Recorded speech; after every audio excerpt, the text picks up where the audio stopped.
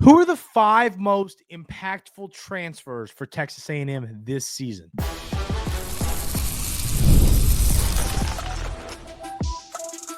You are Locked On Aggies, your daily podcast on the Texas A&M Aggies, part of the Locked On Podcast Network, your team every day.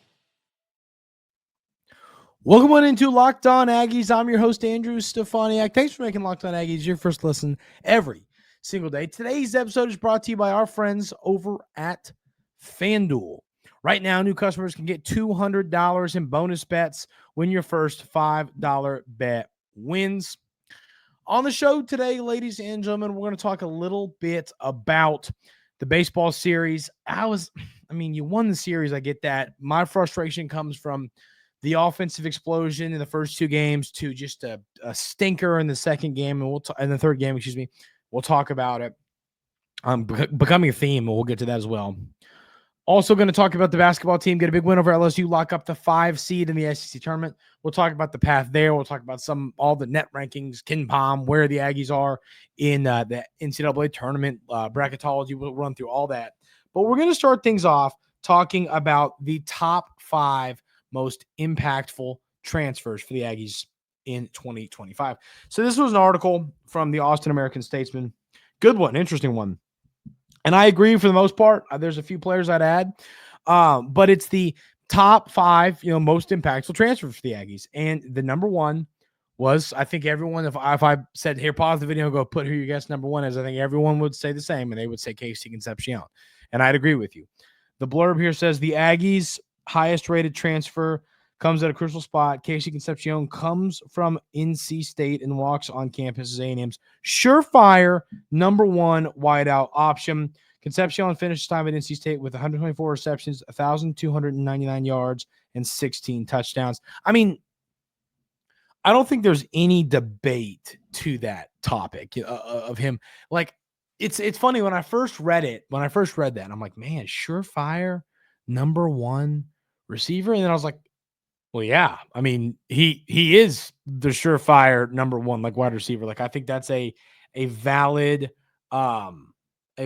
take. I really do. So, I think that Concepcion is going to have a season where, he had 2 good years at NC State. Last year wasn't as good as the year before, and that's, I think, partially due to quarterback play and some different things. He had an injury there, but he's just a guy that I think is going to come in and solve this issue. I think Texas A&M over the last 3, especially as long as I have covered this football team, the wide receiver has been a room where Evan Stewart, Noah Thomas, just some of these players that come to mind of they're going to be great, and then they just kind of underwhelming.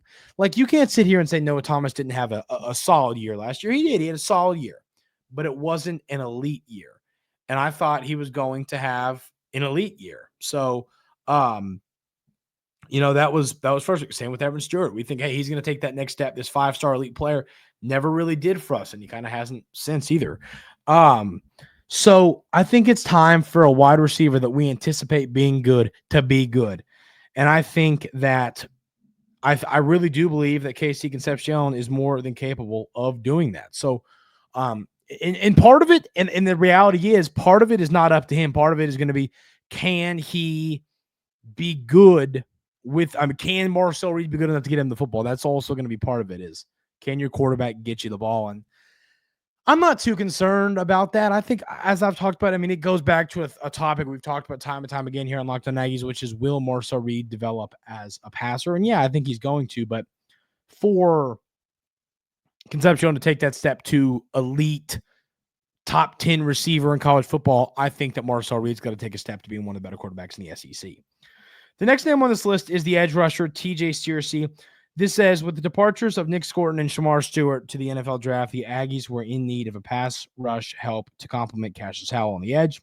They had 4 players across the defensive front, but none have a bigger impact than TJ Searcy. The Georgia native appeared in 24 games for the Florida Gators, collecting 60 tackles, 8 tackles for loss, and 2.5 sacks. Searcy is tough against the run, something both Scorton and Stewart excelled at, and has showed quality pass rush ability that can blossom in this Aggies system. I think TJ Searcy is a player that won't be talked about enough leading up to the season, but will have a massive role in whether or not Texas A&M is a good team or an elite team. I think it's going to come down to his play because we've talked about it. I think that his play will, I think saying will decide is tough. I think that's tough, but and I said that, but I think a better way to say it would be his play will, I think it will affect the ceiling. It will affect the upside because you need a player that is going to be able to help where you lost those elite guys. So TJ Searcy is a guy, once again, who has played in this conference. He's a guy that's played in some big games. And yeah, I think that he is going to have a pretty good year. So I'm really excited to see what his future is going to look like, because I just think watching the film on him, it was very clear that he has a lot of good football left in him. The next name on this list was none other than the Georgia transfer corner, Julian Humphrey. It says Will Lee is set to be the Aggies cornerback one. That much is known, but with the loss of BJ Mays due to expired eligibility and rehab questions around Tyreek Chappelle's injury, A&M knew they had to add more talent on the outside to help them compete against the SEC wideouts.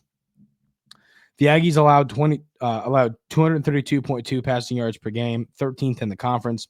With the addition of Julian Humphrey, the Aggies have done just that. Humphrey spent his first 2 seasons with the Georgia Bulldogs, playing in 23 games. Humphrey was second on the team in coverage grade, second in his position overall, catch percentage of 56% on second on the team in PBUs with 2. His tenure with the Bulldogs ended on a sour note, but a fresh start in a defense that can use his abilities. Humphrey has a chance to be one of the best additions the Aggies have made. Yeah, I think Humphrey's a guy that we're I just think that the whole getting benched at Georgia thing is at the top of people's minds on this, but he's good, man. He's really good. He can be a good player for us. I think that he's got to kind of put it all together, but don't just let that, well, he was benched at Georgia, mean he's not good and he won't be good for us. I think that Julian Humphrey is going to play a role in this secondary that's really been a struggle for us over the last few years. The next name is Tyler Oyenum. A&M struggled to stop the run last season. The Aggies finished 9th in the SEC, surrendering 135.2 yards per game.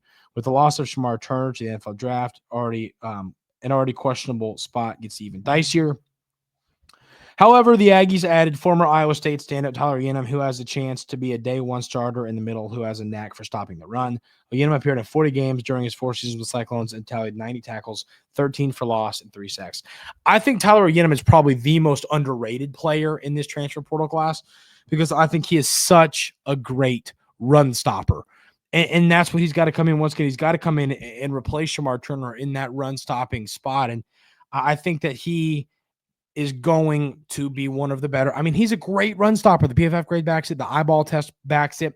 He's a good player who's good at stopping the run, and I think that's going to help this Texas A&M defense that's once again looking to replace a few incredibly talented players on the defensive line. So I'm going to be paying attention to what he does early in the year, and you want to hear good things about him in the offseason because, yeah, I think Tyler Oyenum, if he is able to kind of really develop more and maybe even get a little bit more pressure than we expect from the quarterback, he could have a special year that helped this football team out a lot, that lost a lot of great players in this defensive line.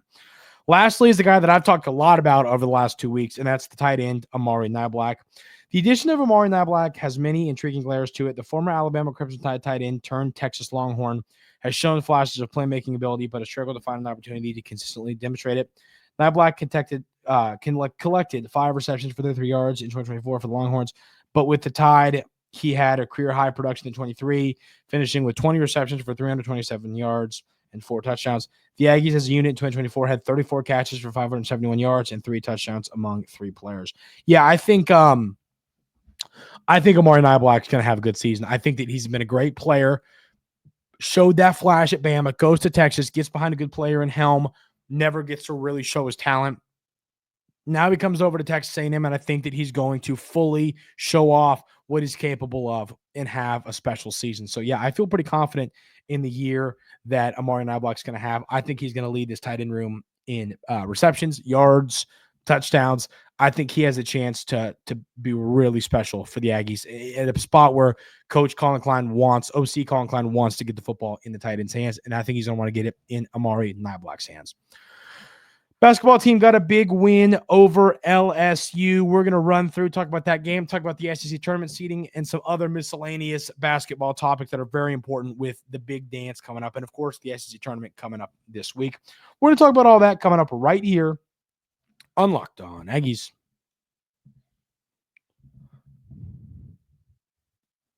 But first, I want to tell you about our friends over at Wayfair.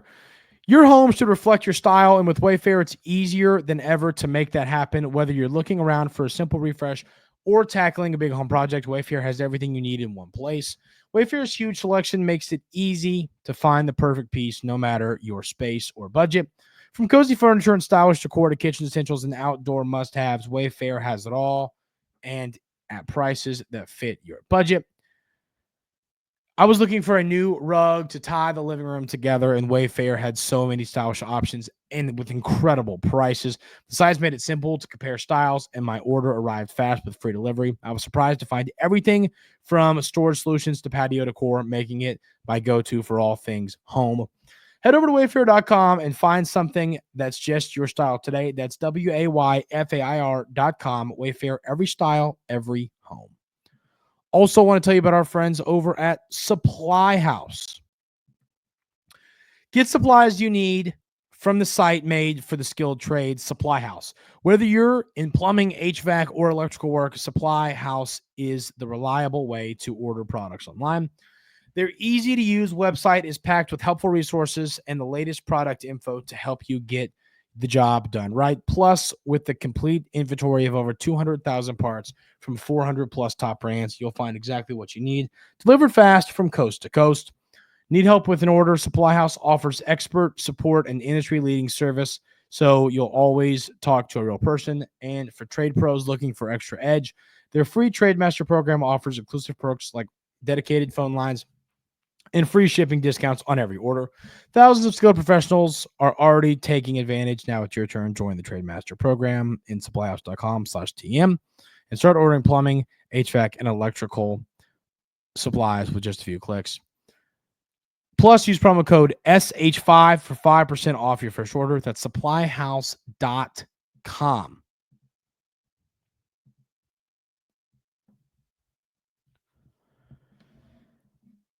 The Aggies got a big win on the hardwood on Saturday, a game that you expected them to win. I mean, once again, we talked about it. LSU is not a very good basketball team.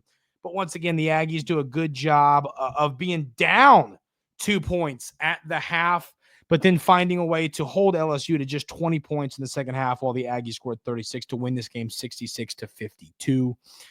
Wade Taylor has 17 points this game, 5 of 13 from the field. He's starting to get a little bit more efficient. 5 of 13, 3 of 7 from 3. Also gave you 6 rebounds.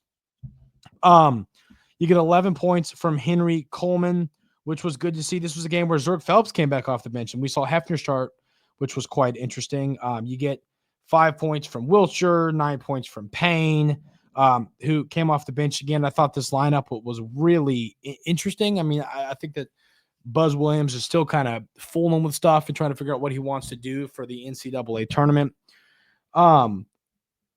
So, I mean, looking at the numbers here, I mean, you love holding a team to 52 points. I mean, LSU is a team that they're not great, but you know that they can find a way to score. I mean, they scored 64 points against Kentucky on Tuesday, and we thought, man, that's a really low margin. And then you hold them to 52, so that was great to see. And I mean, that you held their leading scorer, Cam Carter, to an inefficient 2 of 12, 7 points. Sears did have 21 points, but once again, I mean, he's a good secondary player for that team. So, you know, this was kind of not crazy unexpected that Sears has a good game. But I mean, you did what you had to do. We're not going to spend too long talking about this game, but I mean, you did what you had to do in this basketball game. You won, which was all that really mattered. Now, the SEC tournament bracket is official. You are the 5 seed playing the winner between Texas and Vandy. This will be interesting because we'll get our rubber match. I'd love to get a rubber match between Texas A&M and Texas, because you should have won that second game where you blew it in the second half. I would love a rubber match in this one, and I think you have a chance to get one. I really do. The Texas Longhorns, I think, are better than Vandy. I think Vandy's a good basketball team. Seriously, a lot of credit to them. First year under new coach Mark Byington, and this team, finds a way to put up some solid numbers. Of course, Vandy finishes 8-10. They lost to Georgia.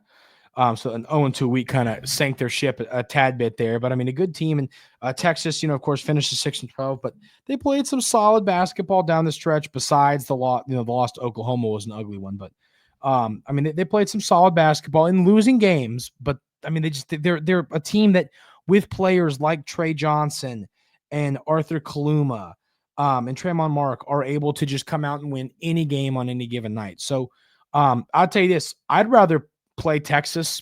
Probably, if you think about what we'd rather have to win the game easier, I'd probably rather have the matchup with Vandy. But I kind of want this matchup with Texas. I want to get the 2-1 series win over the Longhorns. I think that would look really good on the I think it's a win. It's good. It's your rival. You want to beat your rival, especially in the SEC tournament. Say, hey, welcome to your first SEC basketball tournament. Sorry you weren't here all that long. It'd be fun to get to say that, to your rivals. So, I mean, I think that needs to be the goal. But either team you play, you need to win this game. I mean, I think that I feel pretty confident, and I'm going to pull up the bracketology here. The bracketology has the Aggies as there, I believe, is still a 3 seed. I checked this morning. I already forgot. Hold on. Don't see Texas saying. There we go. Yes, the Aggies are a 3 seed in the West region, which would have them opening things up against Utah Valley in Denver. If you win, you'd play the winner. The 11 seed would be the winner of San Diego State and Xavier. The winner of that game would play Illinois as the 6th seed. Then you'd play the winner of that. So likely, if you beat Utah Valley, you'd probably play Illinois.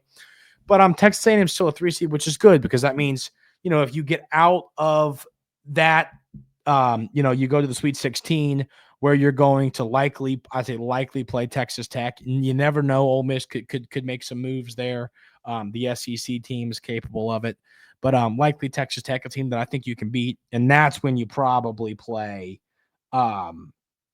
you likely will play Florida in that. So, but I mean, I think you're capable of if this was your bracket, I think you feel pretty darn good as a Texas A&M fan. I think the Aggies are very capable of beating Illinois and Utah Valley. I think they're capable of beating Texas Tech or Ole Miss, whichever team gets out of there. And I mean, then you get to the Elite Eight, and if you do that, and it's like, you know what? Yeah, I think if you play your best, you can beat Florida. I think it's possible. Maryland is a good 4 seed. I think Missouri is, they're kind of falling off the map right now, but they're the 5 seed in that bracket. So I would really like if that was the bracket the Aggies ended up in. The last thing I want to pull up before we get moving on to talking a little bit of baseball here in a minute is KenPom. I want to see where we're at in KenPom. I haven't checked that yet today. We are 17 in KenPom. The offense is 44th overall, and the defense is 7th overall. So the defense once again continues to be one of the best in college basketball. The offense still has room to work, but I mean, it's more than capable of getting better and better. And maybe these lineup changes, something, but this is a team that wants to rely on holding a team to a few points and finding a way to win that way. So maybe that's just how they want to play. Then, but yeah, I'll be actually in Nashville for the SEC tournament. I'll be down there for that. So hopefully I'll be able to. On Friday, my plan is, I'm going to give you all full shows Monday, Tuesday, Wednesday, Thursday, normal shows you're used to. And then on Friday, it'll be kind of a little 10, 12 minute, because I'll be in Nashville. I'll probably record it Thursday morning and do a kind of like a preview of the tournament or something like that, or talk about it like that, or maybe I'll record something in the hotel on Friday morning. I'll kind of figure that out. But we'll just talk basketball, maybe talk what this team needs to do to make a run, stuff like that. So be ready for that stuff. We're going to talk about the baseball team, a series win, but we're a little bit disappointing. We'll talk about why coming up right here on Locked On Aggies. But first, I want to talk about our friends over at FanDuel. March Madness is here, and FanDuel is giving you a chance to get in on the action like never before. Right now, new customers can get $200 in bonus bets when your first $5 bet wins. That's $200 extra bucks to use on everything from buzzer beaters to Cinderella stories and even who's cutting down the nets. I've got my eye on a few $100 this year, and FanDuel makes it easy to back them with spreads, totals, and game props. With tournament games happening almost every day, there's always something exciting to bet on.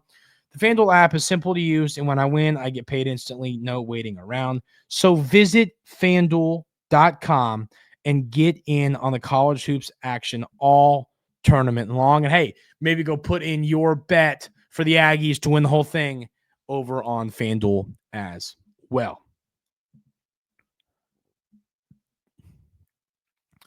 So the baseball team hosted New Mexico State this weekend, and I mean, things got off to a really hot start on Friday when you take down the Aggies 19-0, a game where you get 2 hits from J.C. Laviolette, you get 2 hits from Hensler, you get 3 hits from Cash, who's back playing first base, which I think is a big thing. You get 3 hits from Keel, you get 3 hits from Schott, you get 2 hits from Galloway. I mean, what was our hits total in this game? Let me see. It'll be up here. 18 hits compared to just 3 hits for them. We scored 19 runs. A game where you get home runs from Jace, home runs from Hensler, home runs from Cash. And I mean, Ryan Prager goes the full game because you only play 7 innings, 3 hits, 2 walks, 1 hit by pitch. So, I mean, it's just a great all-around game from him. 7 strikeouts. I mean, Prager just looks like this stud that we think he's going to be. A great win to start off the weekend. And once again, what we wanted to see was the offense get going, and that's what you saw. Second game, a lot of the same. Less runs, obviously, as you only scored 7. But, I mean, hey, you'll take that. A 7-1 win. And in this game, you get 2 hits from Caden Kent. You get 2 hits from Terrence Keel as well, 2 hits from Galloway, 2 hits from Farr. I mean, it was just another solid game where you got 10 knocks in this one. And your pitching, I mean, once again, Lampkin, 7 innings, did give up 8 hits, but only 1 run, 10 strikeouts. And that's a big reason why. No walks, 2 hit by pitches, only 2 free bases allowed, which it was, I guess, 3 because Luke Jackson hit somebody as well. But, I mean, just a great pitching performance. You give up some hits, but you strike people out to kind of work around it, and you're not giving up free bases. Pitching the contact is what we'd like to see. Another great win where you scored a lot of runs and get a good amount of hits. That was great to see. And then the last game is where it becomes frustrating. I told y'all on Friday when we previewed this series, I said, listen, if this baseball team could just sweep this team, the offense does well, we feel pretty good, right? You were a game away from doing it, and then the offense just dies, and you lose 1-4 to New Mexico State. You get on the board first, the bottom of the third, scoring a run. Then they tie in the top of the 4th, and then they score 1 at the top of the 7th, 2 at the top of the 8th to win this thing 4-1. 8 total hits in the game, 4 from each team. I mean, it was just a game where the bats couldn't get going. I mean, there was only 4 strikeouts. There weren't strikeout issues. You just couldn't get the bats going. I mean, Miles Patton, pretty solid outing. 2 hits, 2 runs, 2 runs, 4 strikeouts, 1 walk, didn't hit anybody. I mean, that'll get it done. I mean, against New Mexico State, your starting pitcher going 6.2 innings and only allowing 2 runs should win you every game, especially in non-conference play. Fresh Corn, not a great outing. I mean, gives up the earned run at 0.2 innings, did strike out 2, but I mean, still the struggles are there a little bit for him. And then Rudis in 1.2 innings gives up 2 hits, 1 earned run, strikes out 2. So, I mean, a game, you can't really put this one on the pitching. I mean, that non-conference game, 4 runs should be enough to where your offense can, when I say non-conference, I mean like, and not against a good baseball team. I'm talking about against a not great team. So frustrating. I'm really frustrated. We'll talk more about this baseball team in the future tomorrow, but I mean, there were positives and negatives to take away from the weekend. And at some point we need to get to a point where we're only taking away positives. But the reality is for this baseball team, I mean, that was it. That was your chance. You play Prairie View. And then this weekend you're hosting number 17 Alabama. So really need to see this team find a way to turn things around because, hey, SEC play is here and this team has to dial it in. That is going to do it for today's episode of the Locked On Aggies podcast. Thank you all so much for being here every single day. I really appreciate it. Have a great rest of your day, and we'll see you tomorrow right here on Locked On Aggies.